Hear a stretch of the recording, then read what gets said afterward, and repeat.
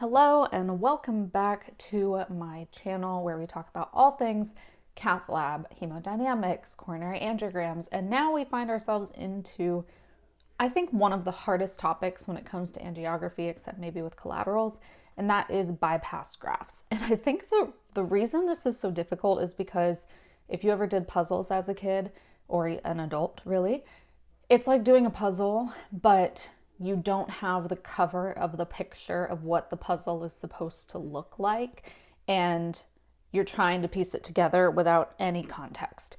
Now, bypass grafts sometimes are straightforward, sometimes are incredibly complicated, especially when there are redo bypasses. So someone went for bypass, they may be occluded or are atretic, so they kind of like shrink away, so to speak, when they're not being used. And then they go for bypass again because they still don't qualify for PCI, right? Or you don't have a way to get their antegrade to cross through the lesion. So first, I do want to go over just kind of what bypasses are, what their purpose is, and then we're going to try to look at one full case. So all of it is going to be one patient where you kind of piece these things together and what you are looking for. If you are new in the lab and don't understand bypass grafts, it is okay. It is actually very difficult to understand.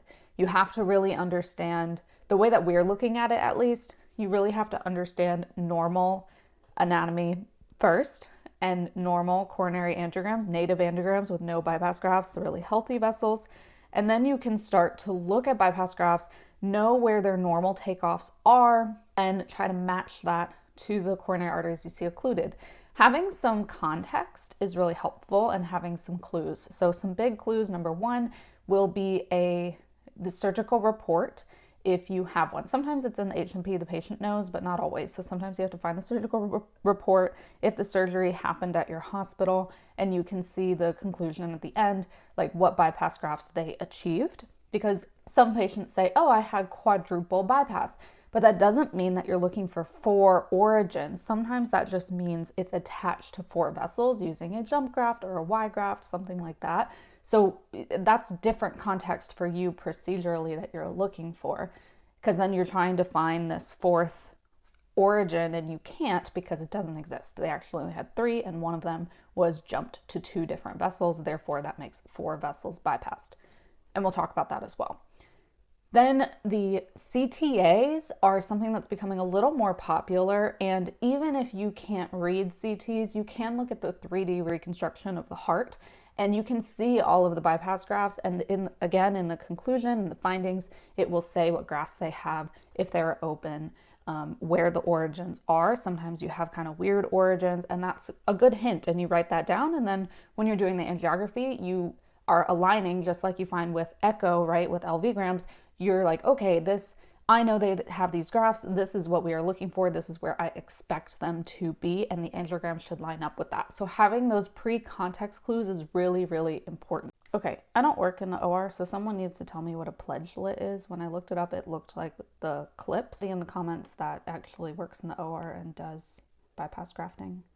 Tell me what is this and why it is important. But anyway, I brought this up so that you could see the CTA, the reconstruction of the heart, where you kind of look for those grafts. So for instance, this is the aorta, this is the left ventricle, this is the left atrium. So now what I'm looking for are attachments on the aorta that don't belong there. So that's a bypass graft. And then you'll see it comes down towards the heart and it attaches to some native coronary. Okay, so you have a couple, right? You're going to have some native come off of the cusps down here, but this is showing. This is a vein graft to the PDA. This is a vein graft to the obtuse marginal, and then there is a LIMA to the LAD, which is actually coming off up here. Now, it almost looks like, I would have to read the report. This looks like both are coming off of the same origin. So again, maybe we might just be looking for 2 origins, one for the 2 vein grafts and one for the LIMA. So again, those can give you a lot of information. But the purpose of a bypass graft, let's get yellow here for plaque. So let's say this is the native right coronary artery coming off the right coronary cusp of the aorta. And I had a lesion here, and this was severely occluded. So then the purpose of the bypass graft, it is attached let's use this. It is attached to the aorta so that it can get blood when the left ventricle has systole. And then diastole is when the coronary arteries fill, so the graft will fill with blood, and then it will be able to provide blood flow to that wall of the ventricle and that distal segment to literally bypass, skip over that lesion, because the normal blood that's coming here in the right coronary artery is not passing through this area and not getting blood flow to this area of the heart. And it's the same for all of them. So for instance, if I had severe left main disease, so this is the left main coming off of the left coronary cusp, then I could have a LIMA, left internal mammary artery, that comes off of the left subclavian, that comes down to the LAD to prioritize and get blood flow to the LAD. And then I could have in this case, there are two vein grafts here. I could have a saphenous vein graft connected to the aorta to get blood to the circumflex, and then another one to get blood to the diagonal if it's a major diagonal and it can't be perfused with the LIMA. And again, when you get a surgical consult, some of those decisions are between both the cardiologist and cardiothoracic surgeon. Some patients have really diseased veins, so saphenous vein grafts from the leg, harvesting from the leg, are not an option. So for instance, this is a LIMA, right? The left internal mammary origin stays where it is, and then the distal segment is just attached, or anastomosed is what we call it, to the native coronary artery. You see these vein grafts are going to have 2 points of attachment: the origin, which is on the aorta, and then the segment that is anastomosed to the vessel. Same here. These weren't here, they came from the leg and they were sewn here and here. Now you might have a RIMA, right internal mammary artery, like the LIMA, but on this side. But normally, since your heart sits in the left side of your chest and the RIMA is all the way over here on the right subclavian, it doesn't always reach, depending how healthy that vessel is for somebody, but it can be used. You might also see the word free in a report, free RIMA or free radial. And what that means is the original vessel was removed from its original origin, because we wouldn't normally expect it, right? Like the RIMA, you could attach here. But if it says free RIMA, then it was clipped from the subclavian, attached here, just like the vein is, and attached here. So it's free from where you would normally expect it to be. All radial arteries have to be free because the radial is all the way in the arm, so it'd have to be removed and attached here to here. Only once have I really seen a free LIMA, and I'm guessing, I think it was because they had some type of subclavian disease, but this vessel was healthy, so again, removed it, attached it here to here. Now, some of these terms that you've heard me say, let's talk about it. So to reorient yourself, this is the aorta, this is the left ventricle. This part in light red is the native coronary artery, and then the darker red is the bypass graft. So if the vein graft has a single target, that is usually what you're used to, okay? So that would be a single bypass graft, or counted as one. So now if the vein graft is going to multiple targets, so this is the single graft that was used, and then it has an attachment to one vessel and then a distal attachment to another vessel, that would be called a sequential graft, a jump graft, or a snake graft. And we'll talk about that compared to this in a second. Then if you have that same graft, but let's say maybe it wasn't long enough and you needed to take a segment from another healthy vein or another healthy artery and attach it to that graft to create an extension, that would be a Y graft. So it still goes to two different vessels, but this segment came from something else. That would be a Y graft. Now, this is where the patient reporting gets confused, because for instance, this patient will say that I had 2 bypass grafts. Okay, I had a double bypass. And that gets confusing to you because when you're doing the heart cath, you're looking for the origins, remember? Because I want to know how many I need to cannulate and look for. Technically, both of these are bypassing 2 vessels. So the patient is correct, but it's important for you to know, oh, is it a jump graft or a Y graft? Because then I know if I cannulated this and I saw both things, I actually got everything and I don't need to look for another origin thinking that they have another vein graft to the RCA. So that's why some of that pre-reporting can be super helpful. How do I know directionally where things are going? And this is where it gets complicated because remember, you don't have unless you saw their previous coronary imaging before they had bypass grafts, you don't necessarily know what they're starting with, and you're never going to see everything at the same time. You're getting a bunch of pieces of the puzzle, and in your mind you kind of have to overlay everything and make sure all the territories of the ventricles are covered. So what you're going to start with is the takeoff, the origin. Where is it coming from? And let me just let's steal this picture of mine for a second. Okay, start with the takeoff. So the takeoff would be here. It is, where is it attached on the aorta? Where is it coming from? And then where is it going? So you're going to follow it down to the anastomosis, which is this point of attachment, the intersection of the native vessel to the bypass graft, where the bypass graft is sewn and attached. Then you're going to figure out what vessel is it going to. Now, you can have a pretty good idea, at least, of RCA versus LCA bypass grafts when you take a look at them based on their takeoff. And I'll show you what I mean by that. These are not set in stone, but these are some common attachments where they are on the aorta, and there's a reason for this. So if you notice, all of the ones that go to the left coronary artery, when the left coronary artery is where it's supposed to be, sometimes we have an anomalous circ, right? That's somewhere it's not supposed to be. But when everything is normal, then you notice all these bypass grafts are on a certain side of the aorta, right? More on the arch side, on the inner side of the arch. And then you notice the right-sided graft, the SVG to the PDA, assuming this PDA is coming off the right coronary artery, is on the other side.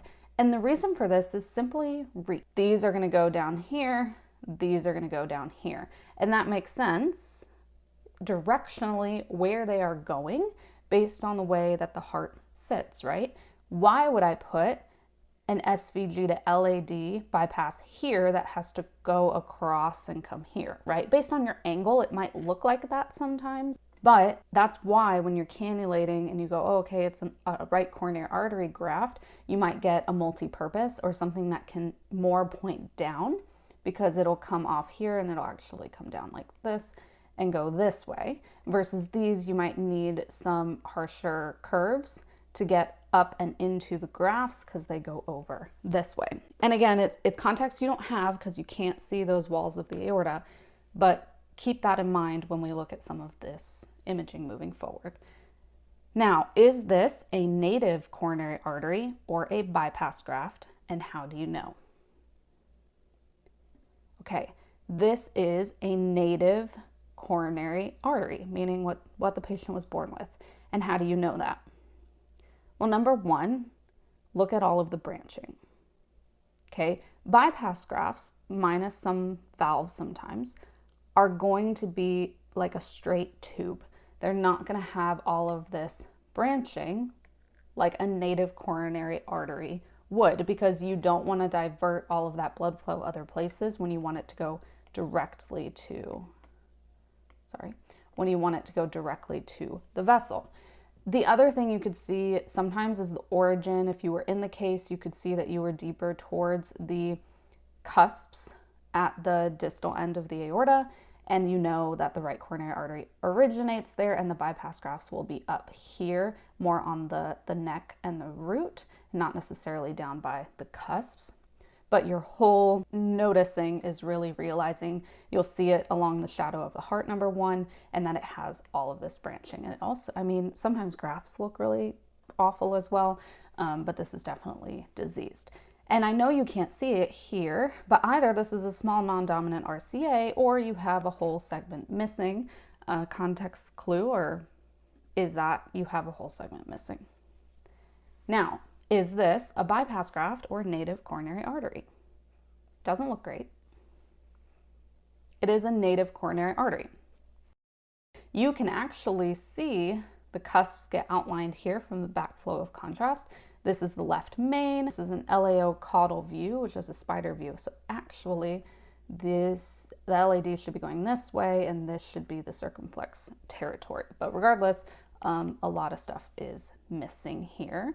And if your patient's walking and talking, then they definitely have to have bypass grafts, because this is like not compatible with life. What's going on here? Where are we? So these are sternal wires. So this is the sternum. These are the ribs. This is the clavicle, so we're in the shoulder. This is an internal mammary catheter, an IM catheter. Now what we are searching for is the LIMA, the left internal mammary artery. And if you remember, we said it comes off of the subclavian, right? So we put the catheter over here and we bring it back until it pops in. And we go, oh, okay, that must be the LIMA. And that's what we're looking for. Because for vessels to look this horrible, even if you didn't have a report, you really hope that patient has a LIMA bypass graft. And it turns out they do. So this is the native. And this is the graft, and I will put the full angiogram on the screen for you, but I just took the two static images and kind of laid it together because you have to pan a lot. You have to pan from the shoulder and then go all the way down to the heart because you want to follow this and find where that attachment is. I'll look on the, let me look on the angiogram real quick. Yeah, this is just a filling defect. You'll see in the angiogram the ostium is actually open. This is actually very healthy. And we'll label this out for a second. So, ooh, not yellow, red. This is the LIMA. This right here, so if you follow this down and then you see it meets, there's a perpendicular point.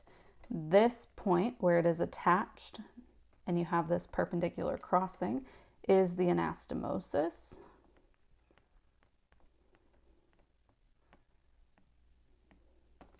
Figure out what vessel it's going to, because here's the thing, right? You don't, this backfills really well. So this blood flow goes this way, right? Distal and down. So all of this is backfilling. So blood's going this way, up this way, and then back down this way from the bypass graft, which is not abnormal. But this is backfilling and this is distal filling.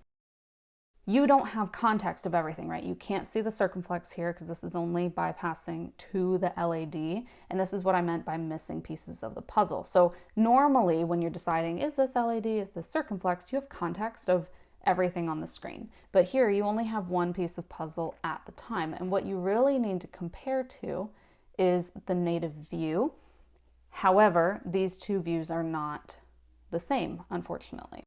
Normally you're going to cannulate the LIMA in AP, but then you might go to a cranial view so that you can see the LAD a little better. We usually assume the LIMA is going to the LAD because the LAD feeds, when it's healthy, 2/3 of the left ventricle, and a LIMA lasts longer because number one, it's in a native origin, and number two, it is an artery versus a vein. So this is the LAD for a few reasons. Number one, I can see it's going down to the apex of the heart and almost wrapping around. I see all these little branches, which are septal perforators, and I am assuming that this backfilling here is a diagonal, but I can't be 100% sure until I finish with the rest of the imaging.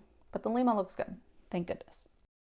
Now, this is more of the native right coronary artery, and I'm not sure why they did this. I'm guessing because there actually was not a bypass graft going to the right coronary artery at this time. The patient only had a LIMA to LAD, which we saw, and a vein graft to the obtuse marginal, which we have not seen yet. So this disease must be relatively new, or the targets were really bad, or they didn't have enough conduits to actually bypass it and chose not to. So this was the native we saw earlier, and we said, I feel like something is missing distally. And then when we stayed on fluoro a little longer, there was a segment missing. The whole posterior lateral was missing. We were just seeing some of the distal segments, some of the PDA, and this is actually a right to right collateral. The RCA is collateralizing itself, and you see all of this down here. That is the distal segment of the PDA reaching around and reconstituting and collateralizing this posterior lateral branch that has been occluded, and you see that collateral system here. If the patient is not symptomatic, right, this can be okay, because sometimes it's this is going to be a mess of a CTO, of a chronic total occlusion to cross through and open, and B, the worst thing that could happen is you're mucking around in here and close off both of these branches, and then you lose the PDA, the collateral, and that distal segment of the posterior lateral. A lot of risk case analysis that goes with that. So again, this is that native image that we had, and we're looking for the circumflex because we have a collateralized distal right coronary artery and we do not have a circumflex at all. Now it does look like this is the PDA, right? That's kind of what we thought. Actually, I take this back. I think, you guys let me know, I think this is an acute marginal and these are collaterals to this, which is the PDA, and this, which is the posterior lateral. But you guys have to let me know. And then what they ended up bypassing, what it looks like is, so this is a graft, again, off of the aortic origin. You see it comes across because it's going to the left coronary artery territory instead of straight down to the right coronary artery territory. And it comes down, I know this looks really long because I just overlaid them on each other, but it's really like that, if that helps make more sense. Then it comes over to what they have documented as the obtuse marginal. And you might go, but is this the PDA? Again, it's hard to tell. If it is, they have two PDAs, but it doesn't look like, we would have to kind of look like an LAO cranial view, but they chose to take this in the RAO caudal view, which this is the circ territory, and this is either the obtuse marginal or the PDA. They didn't take an LAO cranial view to really tell. But you can see from this right coronary artery, it's definitely dominant looking. And there is a bifurcation here. So there is likely a PDA and a posterior lateral over here, but they're not sufficient. They're very diseased. So it does make sense for you to have some collateralization coming off of, let's say this is the obtuse marginal. That's how they documented it. Remember what our left coronary system looked like. Yeah, you have a bypass graft, but they might have had collaterals before you decided to bypass this and they're just still open. So you could have collaterals going over to the LAD and diagonal territory, and sometimes collaterals get mistaken for septal perforators. So you would want to, I would suggest to do an LAO cranial view to kind of tell, but I don't want to say it's not important because it's already done, right? But you do have to decide based on patient symptoms, okay, are we going to go fix this right coronary artery or not? So just something else to consider. Here is another picture which does make this look more like obtuse marginal territory. This is the same saphenous vein graft in a straight LAO view. And remember, LAO, I need to draw this so it stays. LAO view, this is the septal anterior and lateral wall, and the obtuse marginal does feed more of the lateral wall with the circumflex, which tells me that that is probably actually an obtuse marginal. But that bypass graft is open. So the only thing that's really concerning here is that inferior wall from the right coronary artery. Is it or is it not getting enough perfusion? You can't always make that decision here. You need an echocardiogram, look at the wall motion. If you want to, while you're here, do an LV-gram. I didn't show it, but they chose to do an LV-gram with the JR4, and the patient has mitral regurgitation as well. But I might put it up here. I can't really tell. Let me know what you think of the inferior wall, which is on the bottom portion of this image. Again, when you're doing an end hole catheter like that, which you shouldn't, but you can't fill it properly. So I'd really want to compare this with the echo and see if there are any abnormal findings on echo or on their 12 lead showing us that that inferior wall is struggling with that perfusion, age and all that of the patient. You got to take into consideration too. But bypass grafts are definitely a little more difficult, but doable with practice. And every patient is going to be different. So like this one, I know has to go probably to the obtuse marginal or the circumflex, because it crosses over like we talked about. Okay, it's more on this side. It crosses over and then down, across and then down towards the obtuse marginal. The only other thing it would be is the LAD or the diagonal, right? But normally that's covered by a LIMA, and we did have a LIMA that was covering the LAD and then backfilling to the diagonal. So that helps you with process of elimination.